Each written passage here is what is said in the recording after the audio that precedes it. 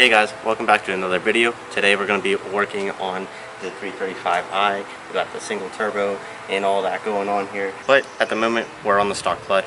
So down here we have the Spec Stage 3 Plus clutch. It's good to around about in the high 600 torque. So we should be good for what I'm planning with this car, because with the single turbo you don't make as much torque as you do with twins. So let's get to it. Like I said, this is our wide body 335i that has the big old single turbo on it. So if this is your first time ever watching my videos, make sure you hit that subscribe button down below so then you guys can follow this build. As you can tell, we do not have a lift in here, so we are going to do everything on jack stands and jacks. So this is going to be slightly difficult, being that this is an XI, so it's all-wheel drive. So there is basically nothing on trying to do a manual transmission, all-wheel drive, BMW swap situation. Okay, so since that we got this car all up in the air, the first thing I'm going to do is pull off the shift boot here. So basically what you do is just pry your fingers in here, pull this up, and your shift knob, you just pull really hard and it should pop off because there's no screws in BMW.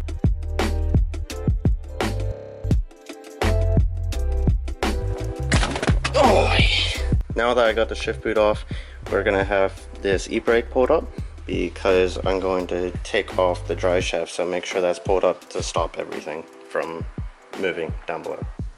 So since we are underneath the car now, what you want to do is take off every single plastic sheeting you got underneath there. And as you can see, I have my nice Bluetooth exhaust here.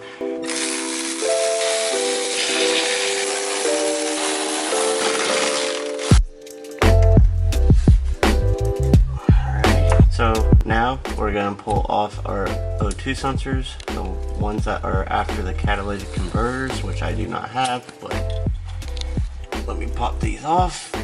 We're going to take off the front drive shaft here. So this is a tight. So these 3 bolts, I can hardly twist it. I'm going to use a E12. I'm going to get a little extension.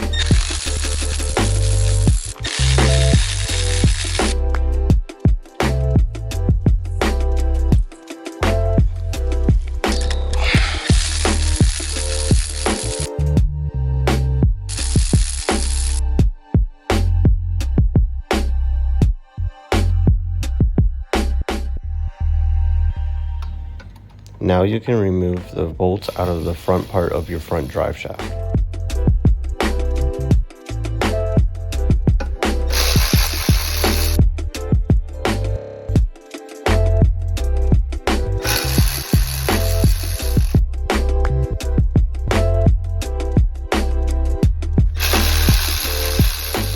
Now what you have to do is slap this drive shaft with the light tap of a hammer, but I didn't know that till later in the video, so don't be like me. Next, you want to remove your clutch sleeve cylinder, but I would also recommend either dropping your trans a little bit or just removing your front drive shaft completely first. Okay, so now that we're at the back of the transmission, we can disconnect our rear drive shaft. The way you do that is to disconnect these 3 bolts here that hold it onto the back of the transmission. Also, you want to disconnect your electrical connections, and at this time would be probably a good idea to disconnect your battery. So we have our drive shaft here. Got our 15 mil that goes on the back side. E-brake is up. You gotta take your socket. I have a 16 millimeter, and you just loosen her up. As you can see, I already did this one. Just give her a good tug, and then just loosen her up and just let the wrench hit the wall there. Crank her down. Big shout out to my wife for crawling underneath the car here to help video this, because there's literally no room for anything or anyone. So it'd be so nice to have a lift. So make sure you guys subscribe so I can get that YouTube money.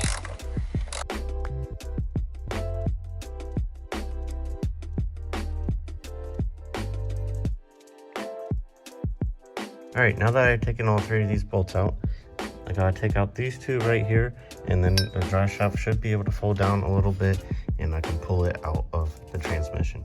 This is going to be a 13 millimeter.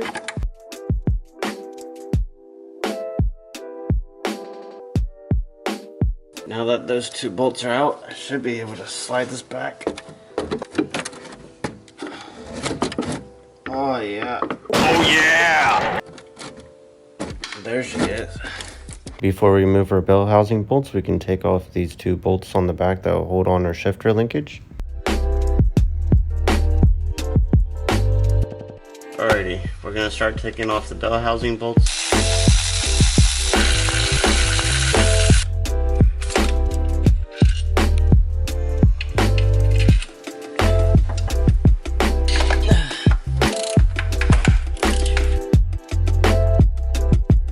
Alright guys, giving you a little update. It's the next day and it was pretty late when we started, so hopefully we'll get her done today. So update here, we got a bunch of the bolts out of the bell housing.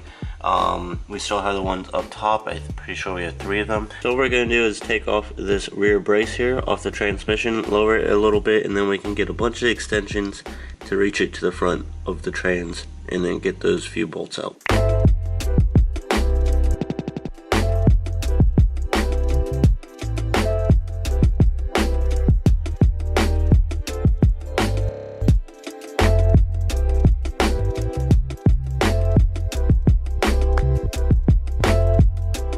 Now, I would recommend to have somebody help you pull this big old honking transmission out with you. You can do it by yourself, but I did have someone help me out with this, and I also got stung by a bee, and I wanted to kill myself.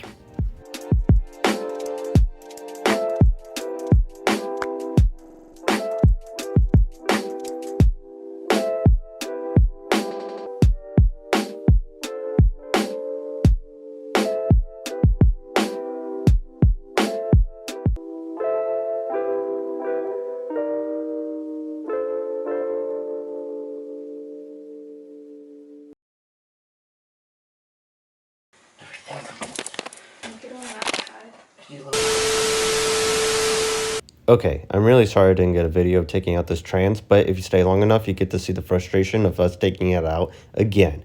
Anyways, the shifter had to come out of the shifting linkage. I cannot remove the shifting linkage with it connected to the car. At least I don't think so. This linkage is a lot different than the rear-wheel drive model. To take off this flywheel and your pressure plate bolts, you need to have someone up front holding your crankshaft still, so then you can remove these bolts without your engine turning. Next, we're going to remove the flywheel.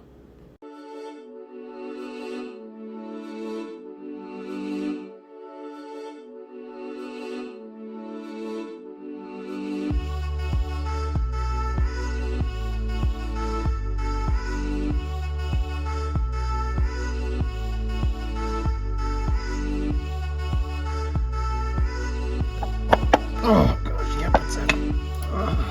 Alright, so we finally got this stupid thing off. As you can see, I got all this crap all over me. This is all the residue from the burnt up clutch. These are my hands. Just messy. It just was horrible. I hated every part of it, as you guys could tell. But yeah, so this is our old clutch. You can see like it has like so much wear and like burn marks on it.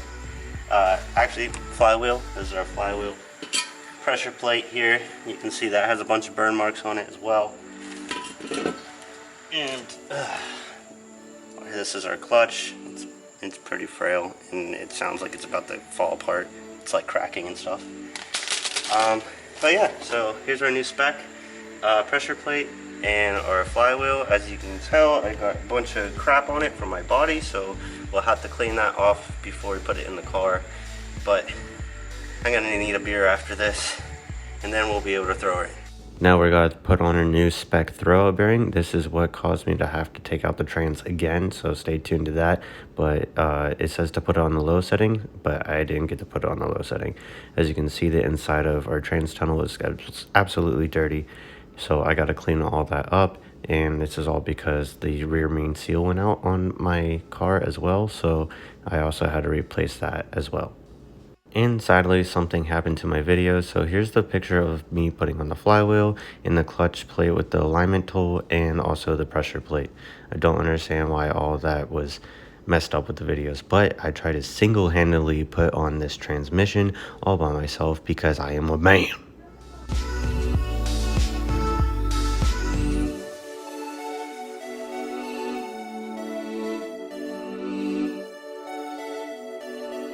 So this time around putting the trans back in, I wasn't man enough to put this sucker in by myself, but I did get her up in the air. And sorry for this next clip, I do look like the demons has possessed me, because they kind of have.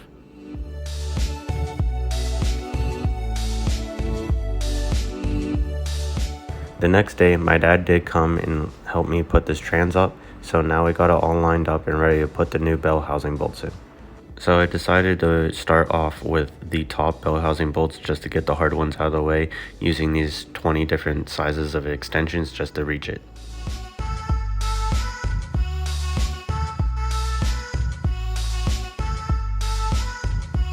After getting all the bell housing bolts, it was time for me to put in the clutch slave cylinder and make sure it's pushing straight on the clutch fork, or else bad things happen. Alright, so this clutch master slave cylinder thing, that broke. As you can see there, that little piece shot through. I think I just had it cocked to the side a little bit so it didn't hit the fork exactly, and then this piece just kind of shot out. But I ordered a new one and it's been a week, so let's go back to this thing. This car has been on jack stands for like a month now. Alrighty, got our new slave in there. Everything is working properly. Let me see that clutch feel. We bled it a good bit and she works. Everything comes up. We still got good pressure. So cool beans, now time to just bolt everything up and fill everything with fluids. Alrighty, so we're gonna start this sucker up just to see if we have any catastrophic failures while it's still on the lift. I'm probably gonna have every single service light on in the world. I forgot how loud this stupid thing was. And after all our hard work, the car would not go into gear, so it was time for us to rip the trans right back out again. This time taking out the trans, it only took me 1 hour all by myself. Also, we're taking out this clutch because our throw-up bearing was set onto the low side, which is what Spec recommends for like 90% of these cars. But apparently on mine, I needed to put it on the high side. Apparently you can't really find out until you put it in there. That is what I've noticed on searching on forums for a couple hours.